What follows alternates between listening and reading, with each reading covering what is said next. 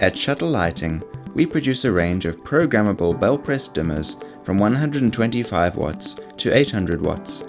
This video will demonstrate how to correctly install a shuttle dimmer for one- and two-way switching and dimming.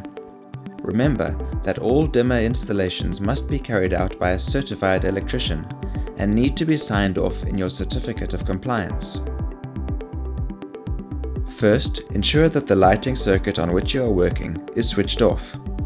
You can now remove the front plate of the existing light switch and disconnect it from the two wires in the wall socket, the live wire carrying power from the distribution board and the load wire connected to the lamp in the lighting circuit.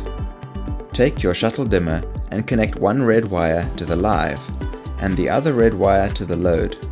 The dimmer's wires are not polarity sensitive, so it doesn't matter which way round you connect them. Connect the two white wires to the Bell-Press switch. Again, it doesn't matter which way around you connect them. Make sure to connect these wires to the normally open terminals on the switch.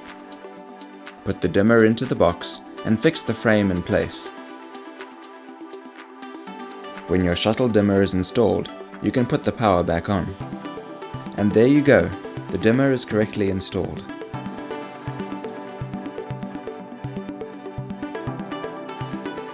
For two-way switching and dimming, extend the white wires to additional Bell-Press switches for full control of the dimmer module from multiple locations.